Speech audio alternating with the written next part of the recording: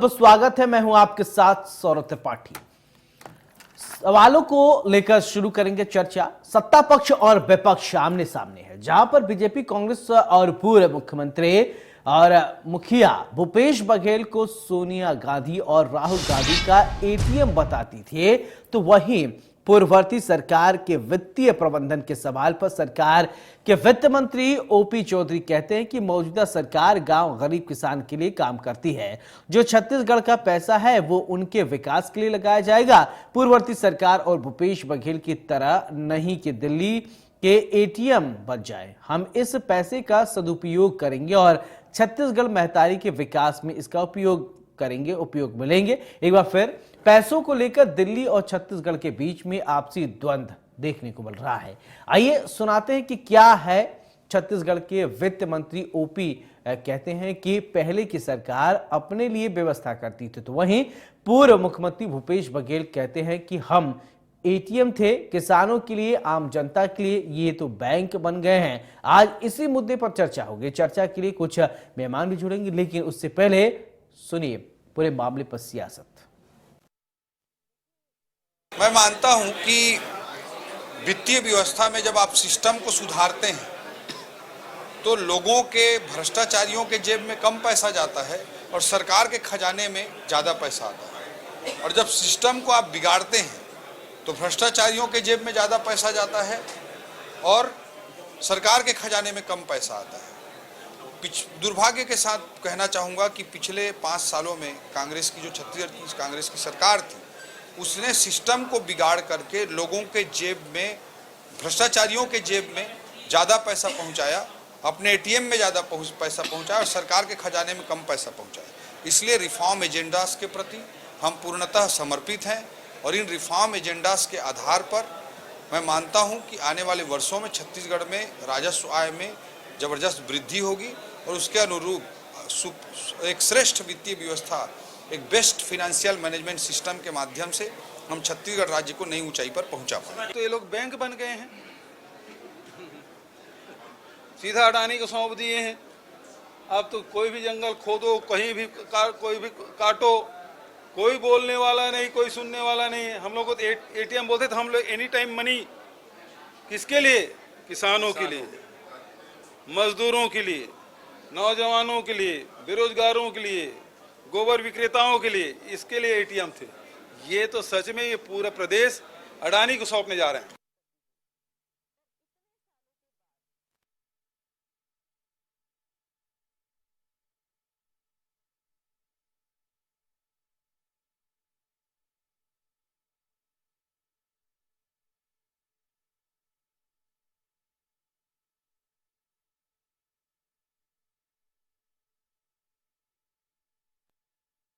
राजीव जी हमारे साथ बीजेपी से जुड़ गए, बहुत बहुत स्वागत है। अजीत गंगवानी जी कांग्रेस से प्रवक्ता हमारे साथ जुड़ रहे हैं, आपका भी बहुत बहुत स्वागत है। चर्चा की शुरुआत राजीव जी, एटीएम मशीन की अगर बात हो रही है, समझाइए कि कौन एटीएम है, कौन बैंक है। ये नई सियासत जो है वो छत्तीसगढ़ में शुरू हो रही है कांग्रेस बीजेपी को लेकर।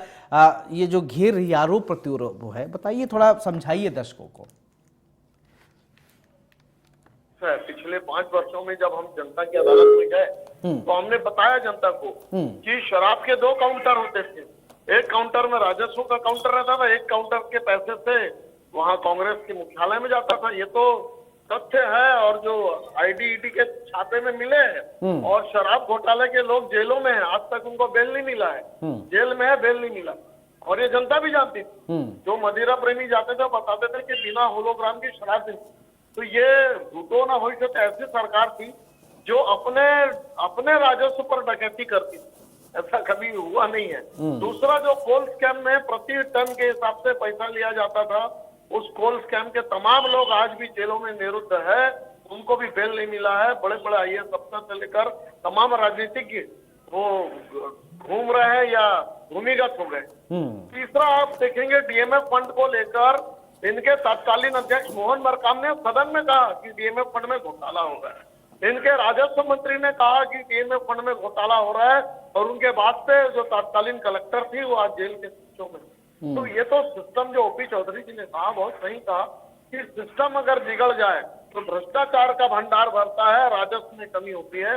और सिस्टम के लैकुना को ठीक करने के लिए कि सरकारी खजाने में ज्यादा से ज्यादा धनराशि आए, राजस्व आए, ताकि हम राज्य को। अजय जी मैं आऊंगा, आपको पूरा मौका दूंगा बोलने तो का ये जी। तमाम जो बातें दिख रही है, और जो बैंक की बात कर रहे थे भूपेश बघेल जी कि हमने किसानों के में पैसा दिया, गोधन योजना की बात कह रहे थे, वो तमाम बातें जब जनता की अदालत में गई तो जनता ने सिरे से खारिज कर दिया कांग्रेस पार्टी को, और जनता ने ये बताया कि आप अगर प्रतिबद्ध थे तो महादेव ऐप के प्रति थे, गली गली में सत्ता के प्रति प्रतिबद्ध थे, आप गली गली में शराब दुकान खुलवाने के प्रतिबद्ध थे, आपकी प्रतिबद्धता किसके प्रति थी, ये जनता की अदालत में दिख गया है। ये जनादेश जो भारतीय जनता पार्टी को मिला है उसलिए मिला है कि जो प्रतिबद्धताएं थी वो दिख रही थी कि भ्रष्टाचार के प्रति प्रतिबद्धता साफ साफ हो गई, उजागर हो गई।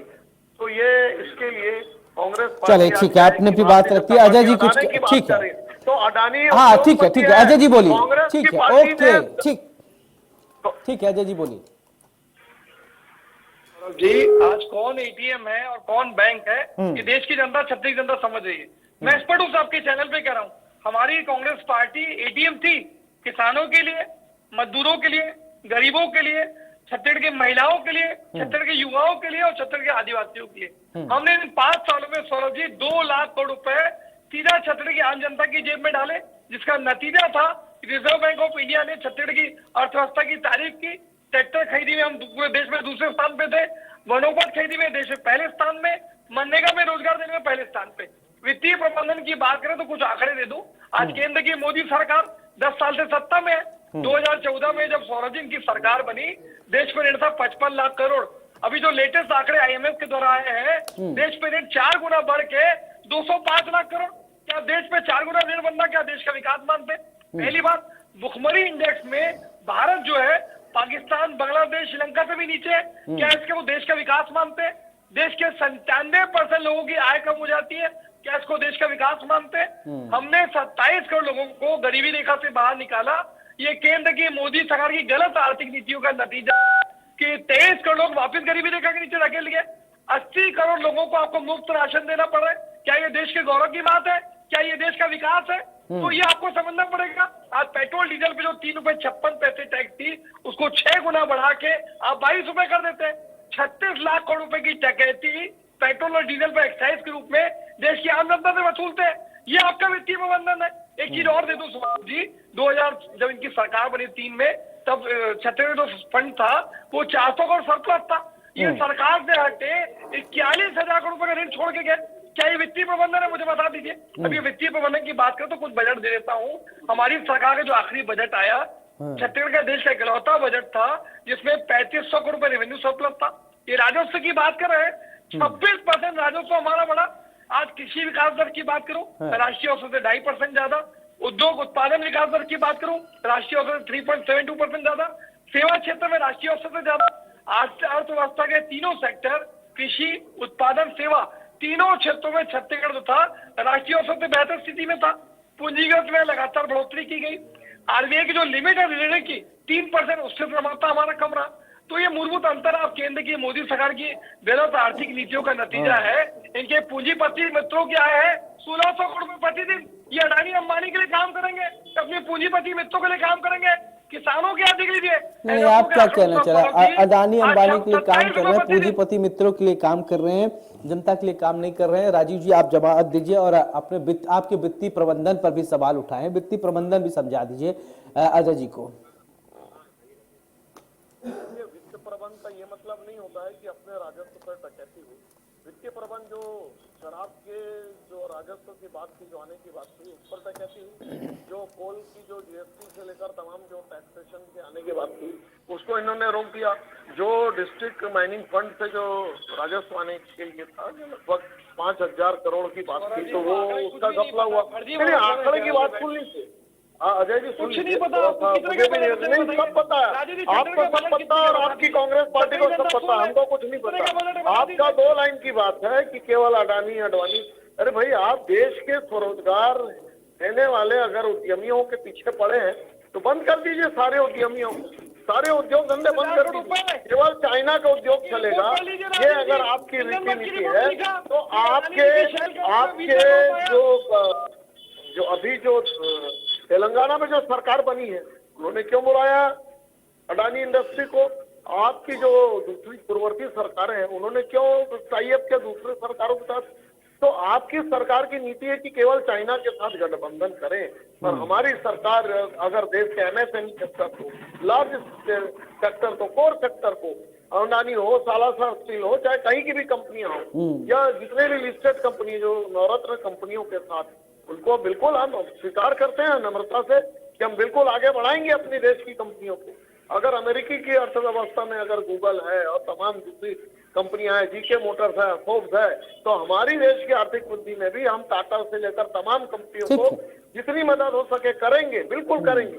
आपकी क्या पॉलिसी थी? आपने भी तो नई आर्थिक नीति का श्रीगणेश किया था आपकी मनमोहन सिंह सरकार ने, उसी नीति पर हम चल रहे हैं। और अभी आप देश की आर्थिक नीति पर सवाल खड़े कर रहे हैं और प्रदेश की आर्थिक नीतियों की बात कर रहे हैं कि जी इन्होंने क्या किया। अरे भाई, हम अगर कोल के लिए रॉयल्टी की बात कर रहे हैं, हम तो चाहते हैं कि जो ओपी चौधरी जो आज आप बहस का मुद्दा है कि आपने एटीएम बना दिया और आपके भूपेश बघेल जी बोल रहे ठीक है, मैं अजय जी आ रहा हूं। हम मेहतारी वंदन योजना के तहत बैंकों ठीक है, राजीव जी के सवाल का जवाब भी दीजिएगा। और एक सवाल मैं ये अजय जी समझना चाहता हूँ कि आपने आपकी पुरानी कैंपेनिंग अगर नजर दौड़ाएं तो राहुल जी इससे पहले एक कैंपेनिंग कर रहे हर जनसभा में जाके बोलते थे कि चौकीदार चोर है। तो क्या हुआ, उसका हश्र आपने देखा। फिर इसके बाद राफेल का मुद्दा आपने उठाया, फिर उसका हश्र किया वो भी आपने देखा। और इस बार की चुनावी कैंपेन में सबसे ज्यादा अडानी अंबानी ये दो ऐसे शब्द हैं, इसी के इर्द गिर्द राहुल गांधी भी बोलते हैं, बहुत सारे प्रवक्ता भी बोलते हैं।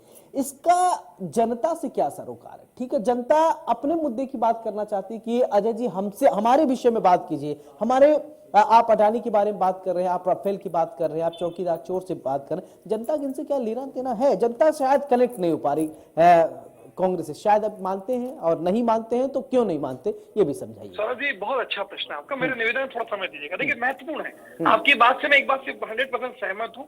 आज कहीं ना कहीं देश की जो जनता है वो बढ़ती महंगाई, आज देखिए 100 दिन में महंगाई कम करने का दावा किया गया था।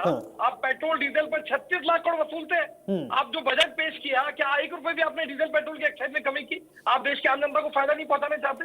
400 रुपए का सिलेंडर आप 1200 की पार कर देते हैं। क्या सिलेंडर कम करने की आपने कोई बात की? तो देश के आम जनता का भला आप चाहते नहीं है। बेरोजगारी की बात करूं, 45 साल का रिकॉर्ड टूटता है। महंगाई दर की बात करूं, पिछले साल में 12 महीनों में 11 महीने महंगाई दर की जो है 6% से ज्यादा है। तो क्या ये देश का विकास है? मैंने स्पष्ट रूप से कहा, देश में 4 गुना हो गया, क्या देश का विकास है? महत्वपूर्ण ये है कि ये महंगाई पे, बेरोजगारी पे, आर्थिक असमानता पे चर्चा नहीं करना चाहते। इनको राजनीति करनी है प्रभु श्री राम पे, इनको राजनीति करनी है धर्म के नाम पे, इनको राजनीति करनी है हिंदुत्व के नाम पे, गाय और गोबर के नाम पे। क्या उससे देश का भला होगा? देश की आस्था के साथ, देश की भावनाओं के साथ खेल के आज जो महंगाई चरम पे पहुंचा दे रहे हैं। ठीक है, मैं कुछ उदाहरण दे दूं। अडानी की बात कर रहे हैं तो महत्वपूर्ण यह है, क्या कोई व्यक्ति आखिर किसकी कृपा से जो 606 नंबर पे था वो पूरे एशिया के दूसरे नंबर पे क्यों आ जाता है? आज देखिए, आज हिंडनबर्ग की रिपोर्ट आती है, अडानी की शैल कंपनियों में 20,000 करोड़ रुपया आया। सेबी पे अनियमितता का आरोप लगाया उन पर सीधा। क्या कोई कार्रवाई मुझे बता दीजिए। आज सरगुजा की जनता ने, देखिए महत्वपूर्ण है पर्यावरण आपके, मेरे लिए, सौरभ जी, राजीव जी, सबके लिए महत्व है। अगर वनों की कटाई किसी व्यक्तिगत फायदे के लिए की जाएगी तो क्या ये छत्तीसगढ़ की जनता देश के लिए उचित है? मुझे बता दीजिए। चलो ठीक है, इसका जवाब मैं लेता हूँ। ठीक है राजीव जी, मेरा सवाल ये, एक सवाल देखिए, अगर बात किया जाए कि अडानी अंबानी की जब बात हो रही, तो अगर कांग्रेस बार बार आरोप लगा रही, तो क्यों आप लोगों की तरफ से खंडन नहीं किया जाता, या आके बड़े जो लीडर हैं वो बताएं कि नहीं ऐसा नहीं, कभी किसी ने कुछ बोला ही नहीं, सिर्फ आरोप लगाए जा रहे हैं, निराधार है या इस पे कोई आधार है, इसको लेकर भी आप लोगों ने कभी कुछ बोला नहीं, या बहुत कम बोलते हैं? देखिए, भारतीय जनता पार्टी अपनी रीति नीति को लेकर बात करने के लिए बात कर, हम भारतीय जनता पार्टी अडानी अडवाणी या देश के जो दूसरे तमाम उद्यमी हैं या उद्योग घराने, उनके बोलने के लिए हमको स्पष्टीकरण क्यों देना है? वो तो स्पष्टीकरण जनता जनार्दन ने दे दिया है। ये जैसे आपने कहा कि चौकीदार चोर है, राफेल घोटाला हुआ है, कहीं वो 2014 में भी फुस हो गया, 2018 में भी वो नेस्तनाबूद हो गया, और 2024 के चुनाव में भी ये अडानी अंबानी की बात कर, इसका जवाब जनता देगी। भाई, हम तो कहते हैं कि समग्र उद्योगों का विकास होगा, चाहे लघु उद्योग हो, समष्टि लघु उद्योग हो, ग्रामीण उद्योग हो, महिला उद्यमी हो, स्व सहायता समूह हो, कोर इंडस्ट्री हो, बिग इंडस्ट्री हो, लार्ज इंडस्ट्री हो, सारे उद्योगों का समेकित विकास किया जाएगा। उसको लेकर अगर कांग्रेस पार्टी के बहुत अच्छी बात है। हिडनबर्ग की रिपोर्ट कर रहे थे तो हर औद्योगिक घरानों की ऑडिट होती है, अगर वो गड़बड़ करती तो उसका शेयर वैल्यू कम हो जाता है, और शेयर वैल्यू कम होने के बाद कंपनी का अपना परफॉर्मेंस खराब होता है, तो उनको विश्वास अर्जित करना पड़ता है। तो ये तो जो समूहों के बीच में जो आपस की प्रतिस्पर्धा है, इस प्रतिस्पर्धा करने के लिए वो खुद स्वतंत्र है, और सरकार केवल इतना करती है कि नीतिगत निर्णय जो है वो अच्छे हो, सारगर्भित हो, सरल हो, ताकि उद्योग धंधे हो, व्यापार वसते लक्ष्मी वसते। जब व्यापार होता है वहाँ लक्ष्मी का वास होता है। तो हम तो चाहते हैं कि देश के हर कोने में व्यापार उद्योग स्थापित हो और लोगों को स्वरोजगार मिले। अगर चाइना अगर हब बन चुका है मैन्युफैक्चरिंग हब, तो भारत क्यों नहीं मैन्युफैक्चरिंग हब होना चाहिए। बिल्कुल भारत को भी एक निर्माण के क्षेत्र में आगे बढ़ने का अधिकार है। अब उसको लेकर अगर राहुल गांधी जी के पार्टी के लोगों को पेट में दर्द होता है, अडानी अंबानी की बात बार बार की जाती है। अभी भूपेश बघेल जी पिछले समय कहते थे कि हम लाइट नहीं जलाएंगे, अगर हम लाइट नहीं जलाएंगे तो ये जंगल को लेकर सरगुजा के जो जंगल की बात कर रहे थे कि अडानी को सौंप दिया गया, तो भाई आपकी कांग्रेस की पार्टी ने उस एमओयू पे साइन किया था। राजस्थान के मुख्यमंत्री जी रायपुर आके निवेदन किए थे कि हमारे 2 दिन का कोयला श्रेष्ठ है। अब अगर कांग्रेस पार्टी के साथ टाई अप हो किसी कंपनी का तब तो ठीक है। चलिए ठीक है राजू जी, आपकी बात है ठीक। ओके ठीक है अजय जी बोलिए। ठीक ओके राजू जी ओके बिल्कुल ठीक है राजू जी आपकी बात है, बोलिए अजय जी बोलिए। ठीक है आप अपनी बात रखिए। राजीव जी सच को स्वीकार नहीं कर रहे हैं कि छत्तीसगढ़ में भारतीय जनता पार्टी की सरकार बनते ही हफ्ते में लगातार वनों की कटाई हो रही है, कोई रोक टोक नहीं हो रही है। आपने किया था, वो ग्रामीणों से सहमति ली जा रही है। आखिर किसके फायदे के लिए काम कर रहे हैं? दूसरा देखिए महत्वपूर्ण आंकड़ा राजीव जी शांत हो जाइए, ये सौरभ जी आपकी जिम्मेदारी है। ठीक है, महत्वपूर्ण बात कह देता हूँ। आज निर्मला सीतारमण जी ने बजट पेश किया, उनके द्वारा दावा किया गया कि इनकम टैक्स कलेक्शन में 3 गुना वृद्धि हुई। अगर आप देश की आम जनता का भला चाहते थे तो आयकर की सीमा में 1 रुपए की वृद्धि की। आप कॉर्पोरेट टैक्स में कमी करके प्रतिवर्ष देश के खजाने को 1.5 लाख। चलो ठीक है अजय जी, आप कांग्रेस के अच्छे प्रवक्ता हैं। ठीक है अजय जी, आप एक मेरा सवाल आपसे, देखिए आप कांग्रेस के अच्छा प्रवक्ता है और युवा भी है। मैं आपसे एक बहुत जेन्युइन क्वेश्चन ये पूछना चाहता हूं। देखिए कांग्रेस जो है, युवा जो है वो कनेक्ट नहीं हो पा रहे, तो क्या आपकी सोशल इंजीनियरिंग कम रह रही कि आज का जमाना जो है इंस्टाग्राम, ट्विटर, व्हाट्सएप और रील्स, इस तरीके का जो जमाना है, और आप लोगों में क्या युवाओं की कमी हो रही है? बीजेपी युवाओं को टारगेट कर रही है, अपने तरफ जोड़ रही है, और आप जैसे मुखर युवा कम दिखाई दे रहे हैं। और कांग्रेस जो कि देश की सबसे पुरानी पार्टी है, लोगों से जो कनेक्टिविटी कम हुई है, उसको लेकर आप लोगों ने कभी आत्ममंथन करने की कोशिश की कि आखिरकार ऐसा हो क्यों रहा है, क्यों लोग डिस्कनेक्ट हो रहे हैं?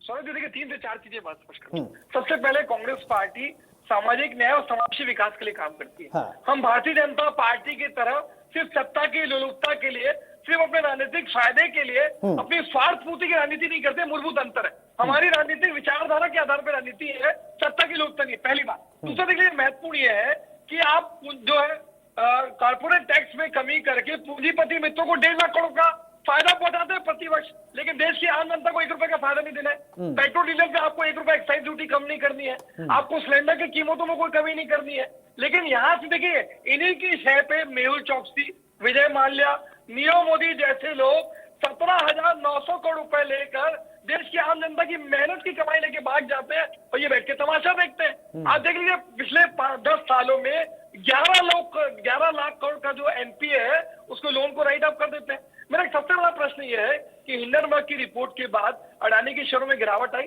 देश की आम जनता। अच्छा ठीक है, एक बात मैं आज सुन रहा था पीएम मोदी को, 10 साल के इस कार्यकाल में आपके पास बीजेपी को, वैसे कांग्रेस को बहुत सारे घोटाले आ जाते थे, आपको कोई अभी लगा कि बीजेपी ने कोई घोटाला किया हो? मोदी जी भी आज बोल रहे थे सदन में कि एक भी कोई घोटाला कोई बता सकता है क्या? सौरभ जी घोटाले की बात करें तो मैं दे देता हूँ आपको आंकड़े। ये रमन सरकार ने 15 साल में 34 घोटालों के माध्यम से छत्तीसगढ़ की जनता का 1 लाख करोड़ डकार दिया। 36,000 करोड़ का नान घोटाला, इंदिरा प्रदेश बैंक घोटाला, 6,500 करोड़ का चिटफंड घोटाला। ये 10 साल के कार्यकाल का मैंने पूछा, इससे पहले आप पुराने काफी पीछे चले। देखिए ये अजय जी आप क्या ना 1678 करोड़ गौशाला घोटाला, कांग्रेस चीजों को ना, अब आज के मुझे दिमाग लगता है कि खत्म वो हो जाएंगे ठीक है। समझिए आपकी। आप लोग जो चीजों को जो पहले पकड़ते थे, अच्छे से ग्रैब करते थे, वो चीजें अब थोड़ी साइंटिफिक नहीं रही है। इस वजह से थोड़ा चीजें हम लगता है कि गड़बड़ हो रहा है। जबकि आप लोग अच्छे नेता भी हैं, अच्छे प्रवक्ता भी हैं, और सबसे ज्यादा हुकूमत भी आप लोगों ने किया, लेकिन शायद आज के परिप्रेक्ष्य में कुछ अभी आपको आत्ममंथन करने की जरूरत है। राजीव जी, मेरा सवाल कि कई सारे आरोप अजय जी ने लगाए, उन आरोपों का जवाब आप देंगे कि नीरज चौकसी का उन नाम ले लिया, कई बताया कि 11 लोग जो है वो देश का गबन करके बहुत ज्यादा पैसा लेकर चले गए, लेकिन बीजेपी ने कुछ नहीं किया। अपने मित्रों को भी, सिर्फ मित्रों को लाभ पहुंचा रही है, और ऐसे लोगों को भारत लाने की कवायद भी नहीं की जा रही है। कवायद की जा रही है प्रत्यर्पण संधि के लिए। नीरज चौक से हो या मेहुल चौक से हो, नीरव मोदी हो, तमाम लोग घूम रहे हैं, भटक रहे हैं इस देश से उस देश। पूछ लीजिए कितने लोग को लाए, आपको बता दूं पूछ लीजिए कि लोन दिया कितने गया लोग को लाए, था, पकड़ ये के पूछ कांग्रेस लीजिए। के शासन में दिया गया था, बिना कोलेट्रल के, बिना प्रतिभूति। चलिए, आप लोग आरोप प्रत्यारोप लगाते रहिए और चिंतन मंथन कीजिएगा। राजीव जी, बहुत बहुत शुक्रिया आपका। अजय जी, आपका भी बहुत बहुत शुक्रिया। अब आज हमने बड़ी बहस में जाना कौन एटीएम है, कौन बैंक है। ये तो जनता भी बहुत अच्छी तरीके से समझती है, आपके लिए एटीएम कौन रहा है, आपके लिए बैंक कौन रहा है। लेकिन छत्तीसगढ़ में एटीएम और बैंक को लेकर खूब